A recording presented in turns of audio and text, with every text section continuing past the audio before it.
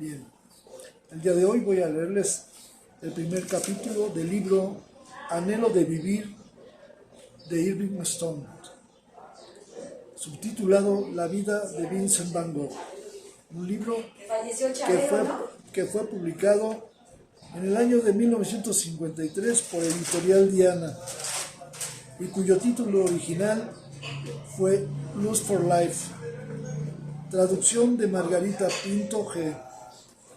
en su 51ª impresión en agosto de 2016. Vayamos al primer capítulo. Londres, el ángel de los niños. Señor Van Gogh, es hora que ya se despierte. Vincent había estado esperando oír la voz de Úrsula. Ya estaba despierto, señorita Úrsula, le contestó. No, no lo estaba usted, repuso la joven riendo, pero ahora sí está. Entonces la oyó bajar las escaleras y entrar en la cocina. Vincent colocó las manos debajo suyo y enderezándose saltó de la cama. Sus hombros y pecho eran fornidos y sus brazos gruesos y vigorosos. Comenzó a vestirse, vertió el agua del jarro y asentó la navaja de afeitar. El joven disfrutaba la diaria afeitada. Metódicamente pasaba la afilada navaja por su mejilla derecha quemada por el sol. Luego seguía pasándola por el labio superior y el mentón, volviendo a comenzar en el mismo orden por el lado izquierdo de su rostro. Una vez que hubo terminado, fue hasta la cómoda y hundió su rostro entre los ramos de hierbas aromáticas que su hermano Theo le había enviado y que él mismo había recorrido en los campos de Sunderland.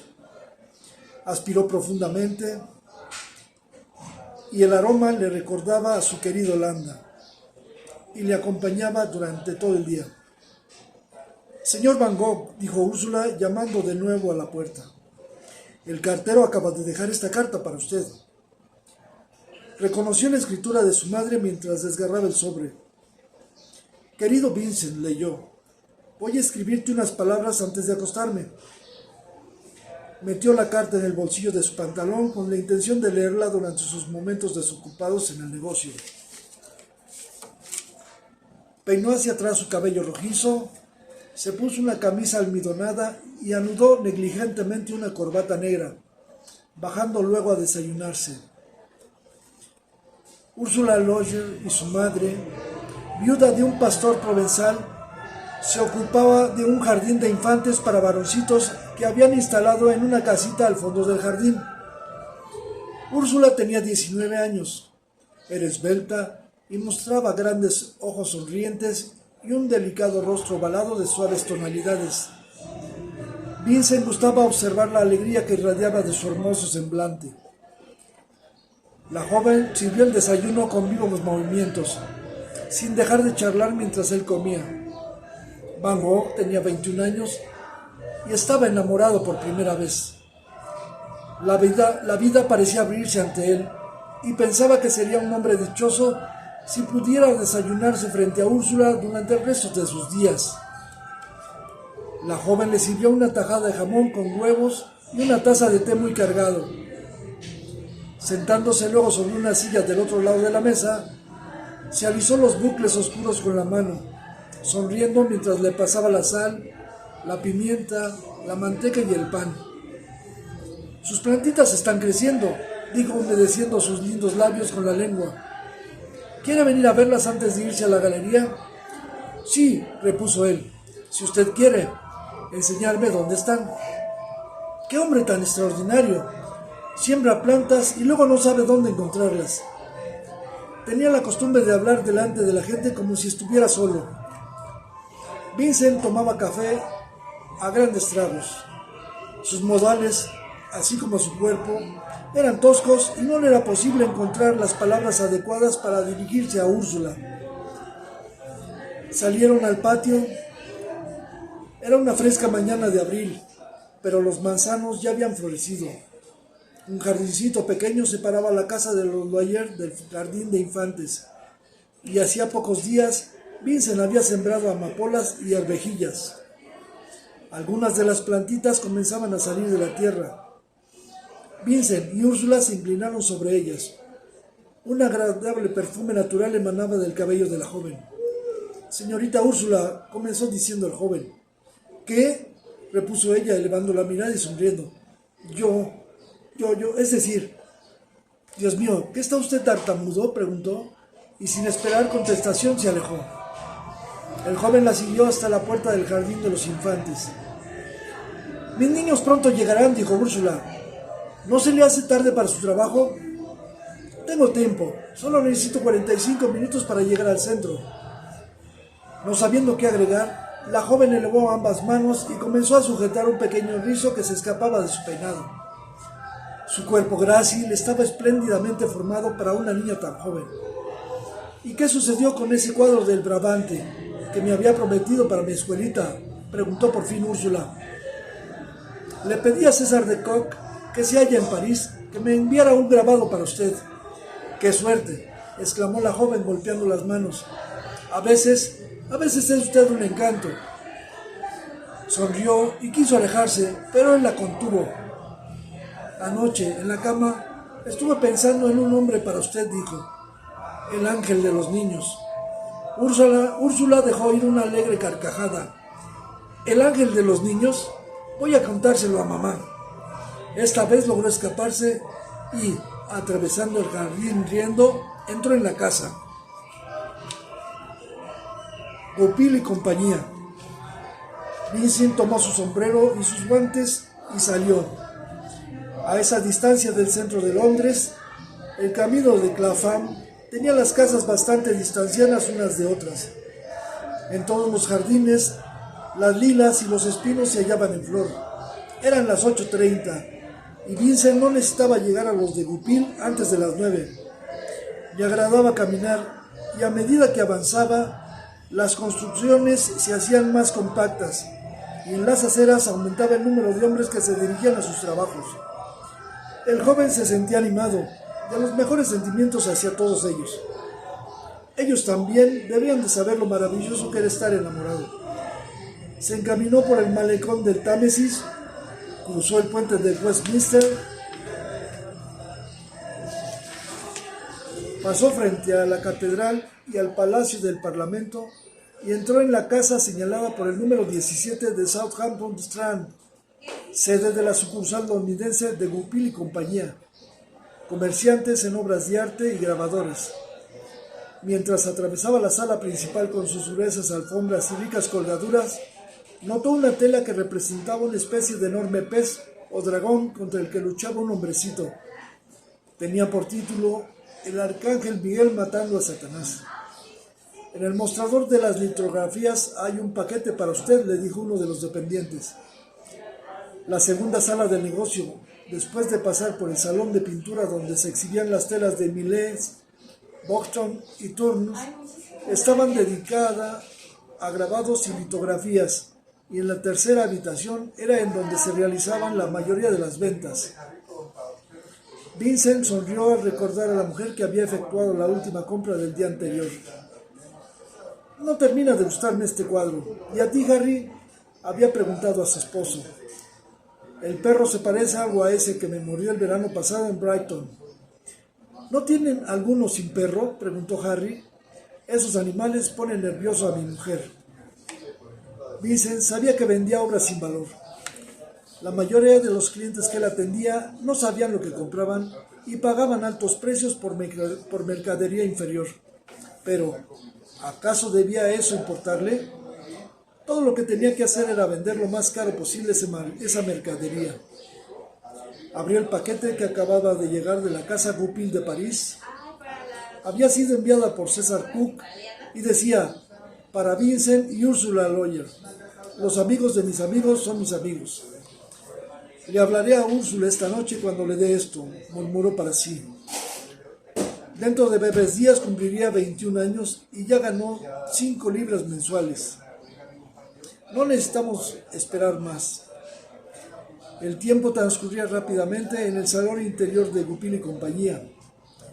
Vincent vendía un promedio de 50 fotografías por día y a pesar de que hubiese preferido ocuparse de la venta de telas o aguafuertes, Se sentía satisfecho de hacer tantos negocios para la casa. Se llevaba bien con sus compañeros y juntos pasaban muchas horas agradables hablando de cosas de Europa. Siendo más joven, su carácter había sido más retraído y evitaba las amistades. La gente lo consideraba algo extraño y excéntrico, pero Úrsula lo había transformado totalmente. Ella le había infundido el deseo de ser agradable. Era como si le hubiese hecho descubrir una nueva naturaleza, enseñándole la alegría de la vida diaria. A las 6 cerraba el negocio. Cuando Vincent se retiraba, lo detuvo el señor Roebuck. He recibido carta de su tío Vincent Van Gogh, en la cual me habla de usted, le dijo. Quería saber cómo se desempeña aquí, y yo le contesté que usted es uno de los mejores empleados nuestros. Se lo agradezco mucho, señor. No tiene por qué. Después de las vacaciones de verano, quiero que deje la sala interior y se ocupe de litografías y aguas fuertes. Eso significa mucho para mí en este momento, señor, pues pienso casarme. ¿Sí? Es una verdadera sorpresa. ¿Y cuándo será eso? Para este verano, creo yo. En verdad, aún no había pensado en la fecha. Perfectamente, muchacho, estoy muy contento. A pesar de que acababa de tener un aumento de sueldo a principios de año, espero poder aumentarle de nuevo para su regreso del viaje de bodas. El amor crea el amor según su imagen. Voy a ir a buscar el cuadro, señorita Úrsula, dijo Vincent después de cenar, empujando su silla. La joven vestía un lindo traje de falla verdosa bordada. ¿Escribió algo amable para mí?, preguntó. Sí. ¿Quiere traer una lámpara? Iremos a colgarlo en el jardín de infantes. La joven hizo una graciosa mueca y mirándolo de soslayo repuso. Debo ir a ayudar a mamá. ¿Quiere que lo hagamos dentro de media hora? Vincent, con los codos apoyados sobre la cómoda de su cuarto, se miraba al espejo. Nunca le había preocupado su figura. En Holanda aquello parecía carecer de importancia. Había notado que en comparación con los ingleses, su rostro y su cabeza eran grandes. Tenía los ojos hundidos y una nariz fuerte y ancha, la frente amplia y algo prominente, y cejas espesas. Su boca era sensual, sus mandíbulas fuertes y el cuello grueso denotaba claramente su origen holandés. Se alejó del espejo y sentóse al borde de la cama. Había sido criado en un hogar austero y nunca había amado antes. Ni siquiera conocía lo que era el flirt. En su amor por Úrsula no había ni pasión ni deseo. Era joven, idealista y estaba enamorado por primera vez. Echó un vistazo a su reloj. Solo habían transcurrido 5 minutos. Los 25 que tenían que esperar se le hacían interminables.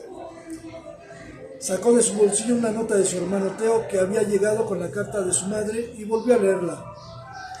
Theo era 4 años menor que él y ocupaba el puesto de que Vincent había dejado vacante en la casa Rupil de La Haya. Theo y Vincent, al igual que su madre Theodorus y el tío Vincent, eran hermanos inseparables. El joven tomó un libro y apoyándose en él, una hoja de papel, empezó a escribir a su hermano. Sacó del cajón de la cómoda unos bosquejos que había hecho del Támesis y los colocó en el sobre para su hermano, así como una fotografía de la joven con la espalda de Jacquet.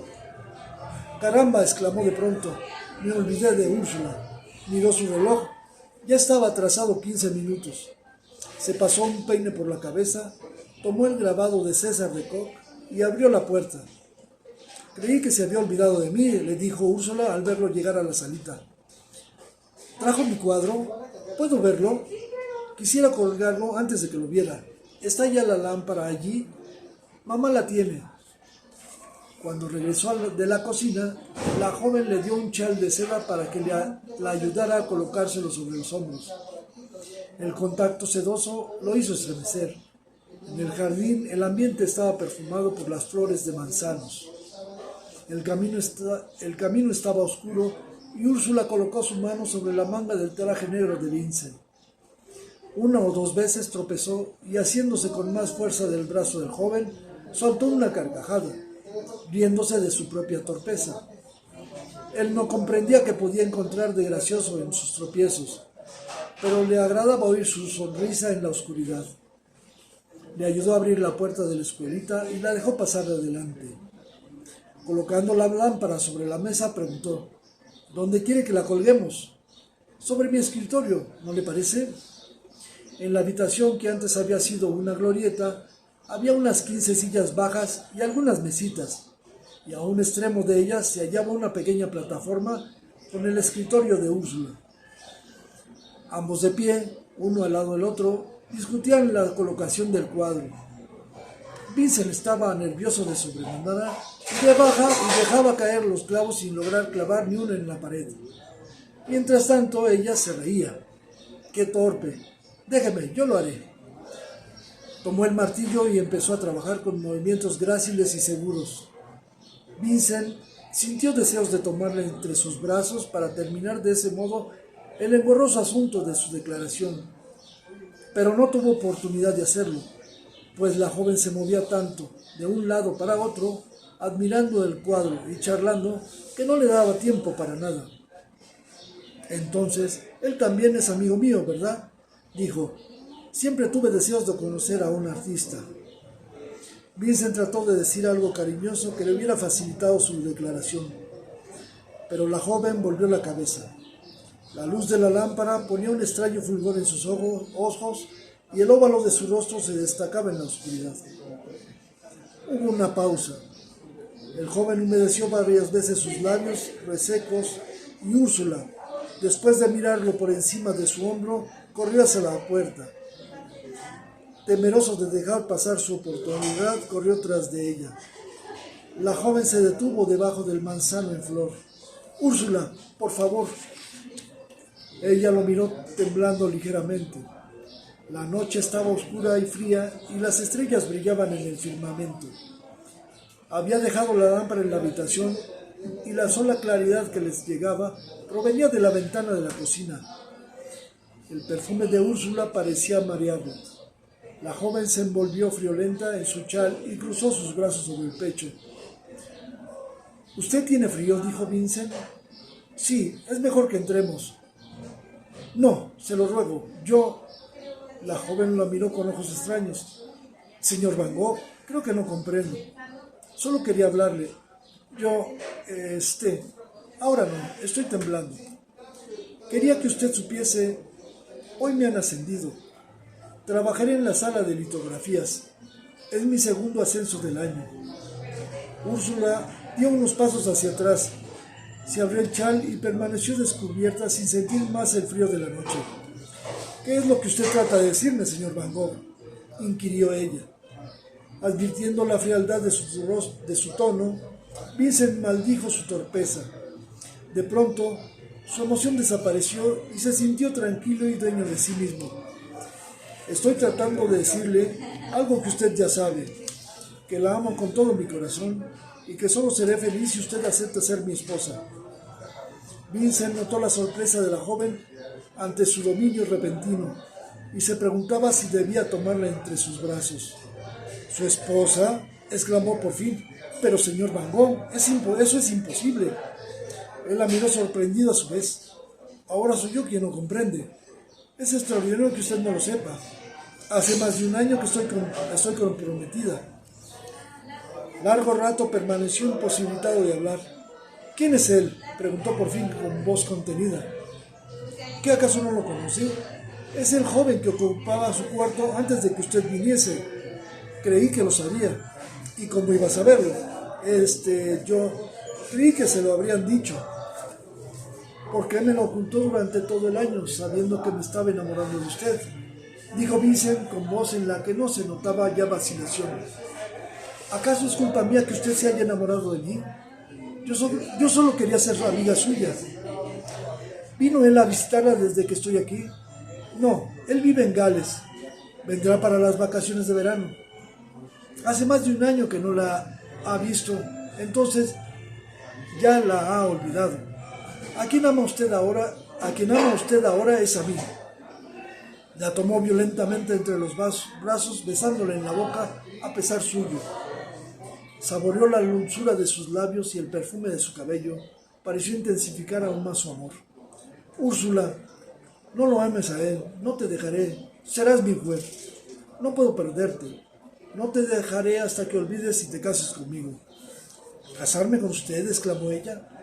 No puedo casarme con todos los hombres que se enamoran de mí. Déjeme o llamo. Forcejeó para librarse de su abrazo y corrió adelante por el camino oscuro. Cuando llegó al umbral de la puerta, se volvió hacia él y le dijo: pelirrojo estúpido. Olvidemos. A la mañana siguiente nadie subió a llamarlo. Bajó pesadamente de la cama y comenzó a afeitarse con desgano. Úrsula no apareció durante el desayuno y Vincent se encaminó a su trabajo sin haberla visto. Le parecía que toda la gente con quien se cruzaba por la calle estaba triste y solitaria como él. Ni siquiera notó los árboles en flor, ni el sol que, sin embargo, brillaba con más esplendor que el día anterior. Durante el día vendió 20 copias en color de la Venus Anadyomene de Ingres. El beneficio producido por estas ventas era importante para la casa Goupil, pero a Vincent ya no le interesaba. Se sentía impaciente con los clientes. Ninguno era capaz de diferenciar entre una obra de arte y un cuadro sin valor. Al contrario, todos elenquean cosas ordinarias. Sus compañeros de trabajo notaron el cambio en su humor, pues, si bien nunca había sido muy alegre, se esforzaba en ser agradable y simpático. ¿Qué bicho habrá picado al ilustre miembro de la familia Van Gogh?, se preguntaban unos a otros. Supongo que se habrá levantado del mal lado de su cama. Tonto. Él no tiene motivo de preocupación. Su tío Vincent Van Gogh es dueño de la mitad de las galerías Goupil de París, Berlín, Bruselas, La Haya y Ámsterdam.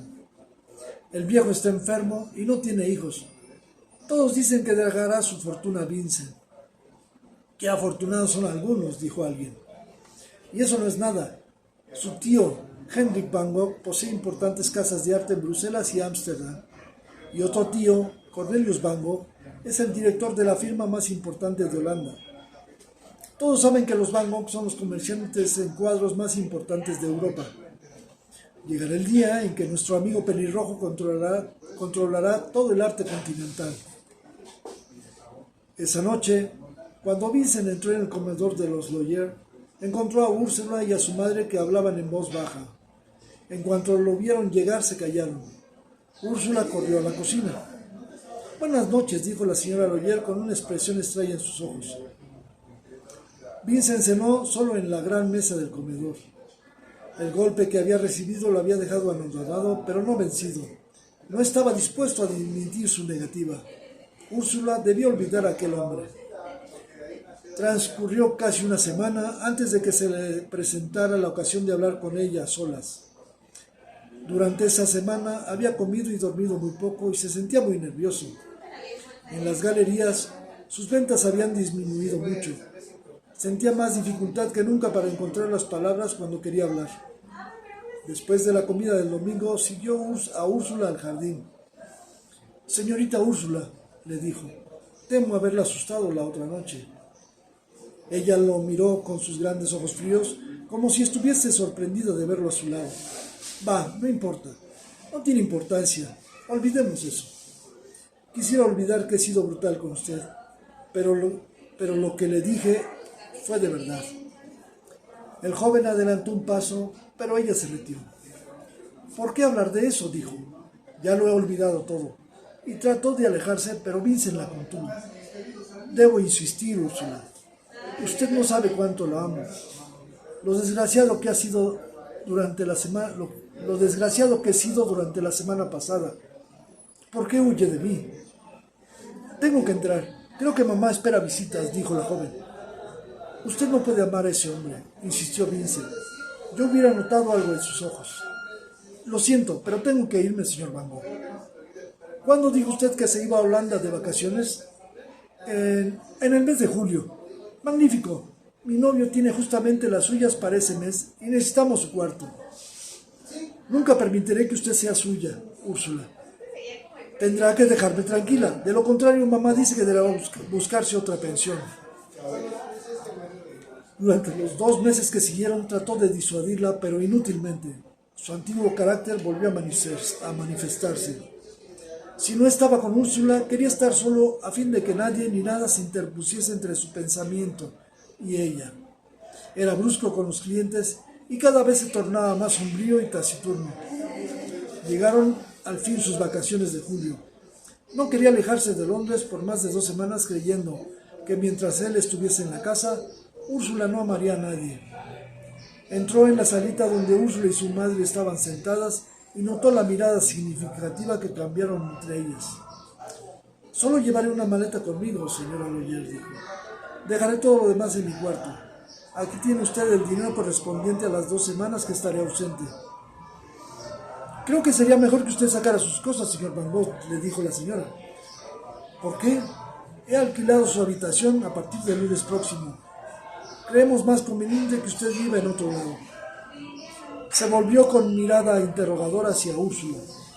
«Sí», explicó la señora. «El novio de mi hija ha escrito que desea que usted se aleje de esta casa. Lo lamento, señor Van Gogh, pero creo que hubiera sido preferible que usted no hubiera venido nunca aquí». Los Van Gogh. Theodorus Van Gogh esperaba con un coche a su hijo en la estación de Breda. Llevaba su pesado abrigo eclesiástico de amplias solapas, camisa blanca almodinada y ancha corbata negra que solo dejaba visible una angosta franja de su alzacuellos. Su semblante era muy característico. Tenía el párpado derecho que bajaba mucho más que el izquierdo, cubriendo casi el ojo, y mientras los labios del mismo lado eran gruesos y sensuales, los del derecho eran finos y secos. Su mirada pasiva parecía querer decir: «Heme aquí». Hasta el día de su muerte jamás logró comprender por qué su carrera no había sido más exitosa. Le parecía que hubiera debido ser llamado a desempeñar un puesto importante en Ámsterdam o La Haya. Sus feligreses lo llamaban el hermoso clérigo. Era un hombre muy educado, amante de la naturaleza, de hermosas cualidades espirituales y servidor infatigable de Dios. No obstante, hacía 25 años que se hallaba olvidado en el pueblito de Sonder. Era el único de los 6 hermanos Van Gogh que no había destacado en su carrera. La rectoría de Sonder, donde había nacido Vincent, era de madera y estaba situada del otro lado de la plaza del mercado. Detrás de la casa tenía un jardín con varias acacias y canteros llenos de flores. La iglesia, también de madera, estaba escondida entre los árboles detrás del jardín. Era pequeña, tenía 2 ventanas góticas a ambos lados y una docena de bancos. Al fondo se encontraba la escalera que conducía a un viejo órgano de mano. Era un lugar austero y sencillo, dominado por el espíritu de Calvino y su reforma. La madre de Vincent, Ana Cornelia, lo aguardaba atisbando desde la ventana y abrió la puerta antes de que el coche se detuviera. Desde el primer instante que lo vio, su amor maternal le hizo comprender que algo andaba mal. «Mi querido hijo», murmuró estrechándolo entre sus brazos, «mi Vincent». Sus ojos azules parecían ora grises, ora verdes, y tenían una expresión afectuosamente inquisitiva, como temerosos de juzgar con demasiada premura. Ana Cornelia Carbentus había nacido en La Haya, donde su padre tenía el título de encuadernador de la corte. Los negocios de William Carbentus estaban florecientes, y cuando fue designado para encuadernar la primera constitución de Holanda, su fama se extendió por todo el país. Sus hijas, muy bien educadas, se casaron, una con el tío Vincent Van Gogh, hermano de Theodorus, y la tercera con el conocido reverendo Stryker de Ámsterdam. Ana Cornelia era una buena mujer. No veía perversidad en el mundo y no la conocía. Solo creía en la debilidad, en la tentación y en el dolor. Theodorus Van Gogh también era un buen hombre, pero comprendía la perversidad y la condenaba sin miramientos. El comedor quedaba en el centro de la sala de los Van Gogh y allí, después de la cena, se reunía toda la familia alrededor de la mesa. Ana Cornelia se sentía preocupada por Vincent. El muchacho estaba delgado y nervioso. «¿Algo anda mal, Vincent?», preguntó después de cenar. «No pareces estar muy bien». «No», le contestó brevemente. «¿Te agrada Londres?», le preguntó su padre. Si no te agrada, hablaré a tu tío Vincent. Estoy seguro que podría transferirte a París. Vincent se agitó. No hagas nada de eso. No quiero dejar Londres. Como gustes, repuso Theodorus. Esa muchacha debe tener la culpa, se dijo su madre para sus adentros. El pueblito de Sonder estaba rodeado de bosques de pinos y robles y de una hermosa campiña. Vincent pasaba los días caminando solo por los campos y únicamente parecía encontrar placer en dibujar. Bosquejó al jardín desde todos sus ángulos. La plaza del mercado, tal como se veía desde la ventana de la rectoría, la puerta de entrada de la misma, era la única forma en que lograba alejar a Úrsula de sus pensamientos. Theodorus siempre había lamentado que su hijo mayor no hubiese seguido la carrera religiosa como él. Cierto día en que había ido a caminar a visitar a un campesino enfermo, mientras caminaba a través del campo iluminado por los últimos rayos solares, el rector dijo a su hijo: «Mi padre también fue rector, Vincent, y yo siempre había esperado que tú siguieras la misma carrera. ¿Y qué te vas a suponer que no la seguiré? Ya sabes que si te decides, podrías ir a vivir con tu tío Jan en Ámsterdam, mientras cursas los estudios en la universidad. El reverendo Stricker se había ofrecido para dirigir tu educación. ¿Me aconsejas que deje la galería Goupil? No, de ninguna manera. Pero si no te sientes feliz allí, tal vez, lo sé. Pero por el momento no tengo intenciones de dejar mi empleo». El día que emprendió el viaje de regreso a Londres, su padre y su madre lo acompañaron hasta Breda. ¿Debemos seguir escribiéndote a la misma dirección?, preguntó Ana Cornelia. No, voy a mudarme. Me alegro que dejes a los Loyer, dijo su padre. Esa familia nunca me gustó. Tenía demasiados secretos. Vincent se irguió sin contestar. Su madre le colocó una mano afectuosa sobre el brazo y, procurando que su marido no lo oyese, le dijo: «No te sientas desgraciado, hijo mío. Algún día encontrarás una buena muchacha holandesa. Esa Úrsula no hubiese sido conveniente para ti, créemelo». El joven se quedó pensativo. ¿Cómo lo había adivinado su madre? «Usted es un campesino tosco». De regreso a Londres, Vincent alquiló una pieza amueblada en Kensington New Road. La dueña de la pensión era una señora anciana que se acostaba regularmente a las 8. La casa era muy tranquila y todas las noches el joven tenía que hacer grandes esfuerzos para no correr a casa de los Loyer. Cerraba la puerta de su dormitorio, proponiéndose firmemente acostarse, pero a los pocos minutos una fuerza misteriosa lo hacía salir a la calle y dirigirse a la casa de Úrsula. Permanecía largo rato mirando las ventanas detrás de las cuales se hallaba su amor. Y, si bien sufría mucho al sentirla tan cerca y tan lejos al mismo tiempo, sufría aún más y permanecía en su pieza. Su sufrimiento lo hacía muy sensible al sufrimiento de los demás y lo tornaba intolerante con todo lo que fuese ordinario. Sus ventas eran casi nulas en la galería. Y cuando los clientes le pedían su opinión sobre los cuadros que habían decidido comprar, no se privaba de decirles lo horrible que los encontraba. Y como es de suponer, la gente partía sin comprar. Los únicos cuadros que le agradaban eran aquellos en que se expresaba el sufrimiento. Durante el mes de octubre, Vincent tuvo que atender a una imponente matrona con cuello de encaje, tapado de piel y sombrero de terciopelo con plumas, que le pidió le enseñase algunos cuadros para a su nueva residencia en la ciudad. «Quiero lo mejor que tienen ustedes en el negocio», dijo. «No se preocupe por el gasto. Aquí tiene las dimensiones de las habitaciones. En el comedor hay 2 paneles de 50 pies. Luego, en la gran sala, durante la mayor parte de la tarde estuvo tratando de venderle algunos grabados de Rembrandt, una excelente reproducción de los canales de Venecia de Turner, algunas litografías de cuadros de Thys Maris y otras de Corot y d'Aubigny. La señora demostraba pésimo gusto y desechaba todo lo que se le presentaba de valor.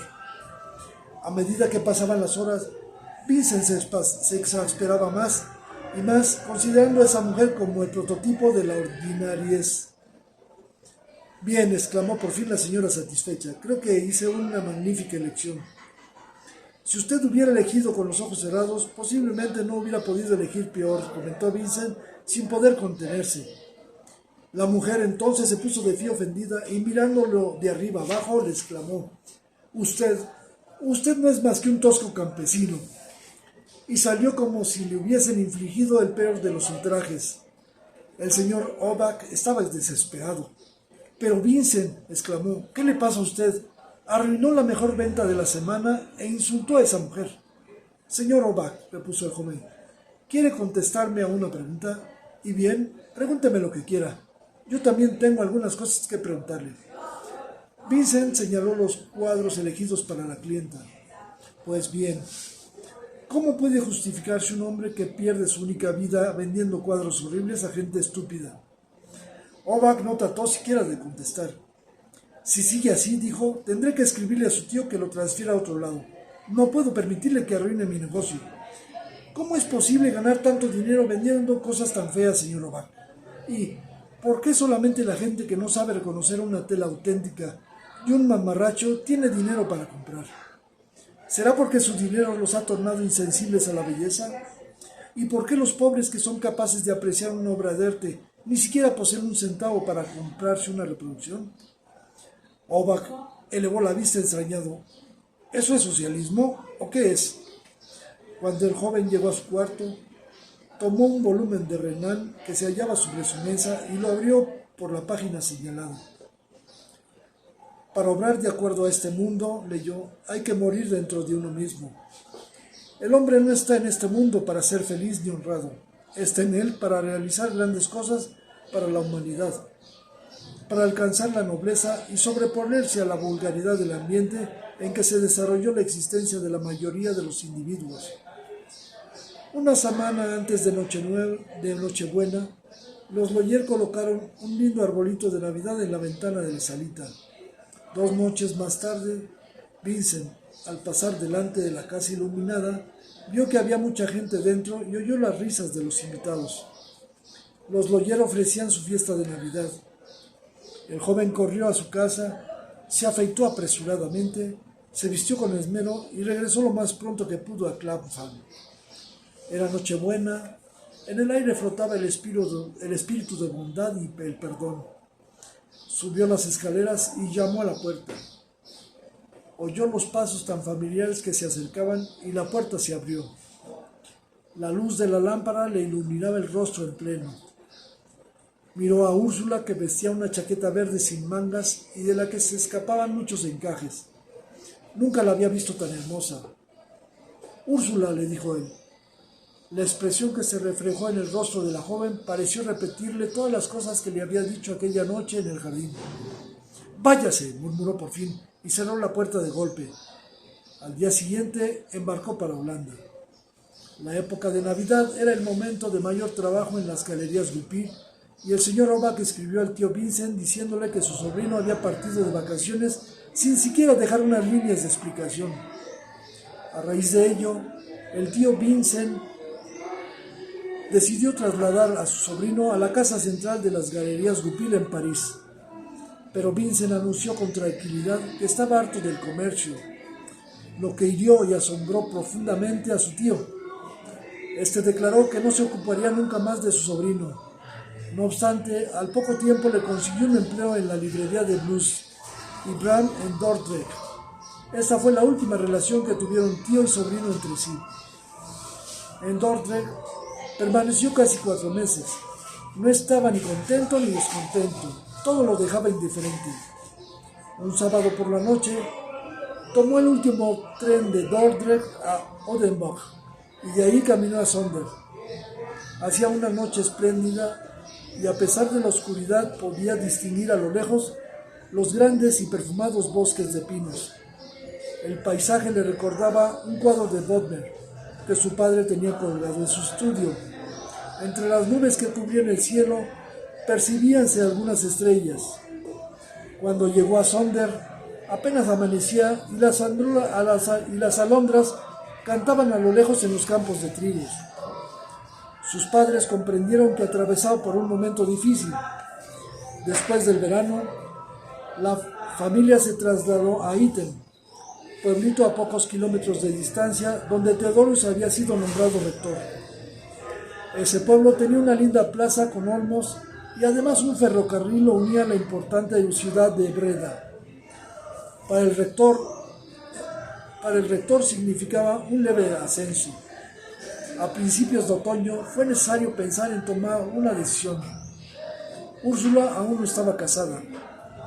El comercio no te conviene, Vincent, le dijo su padre. Tu corazón te conduce hacia el servicio de Dios. Lo sé, padre. Y entonces, ¿por qué no vas a estudiar a Ámsterdam? Me agradaría, pero... ¿Vacilas aún? Sí, me resulta explicarme. Dame un poco más de tiempo. En esos días, su tío Jan vino de paso a Eton. En Ámsterdam tengo una pieza que te espera, Vincent, le dijo. El reverendo Stricker ha escrito que puede conseguirte buenos maestros, añadió su madre. Sabía que sería muy provechoso para él estudiar en la Universidad de Ámsterdam. Las familias de Van Gogh y Stricker estaban dispuestas a ayudarlo tanto pecuniariamente como con libros, consejos y simpatía. Pero no lograba decidirse. Úrsula estaba en Inglaterra, soltera aún. En Holanda había perdido por completo el contacto con ella. Hizo venir unos periódicos de Inglaterra y contestó a varios avisos, hasta que finalmente obtuvo un puesto de preceptor en Ramsgate, pequeño puerto a 4 horas y media en tren desde Londres.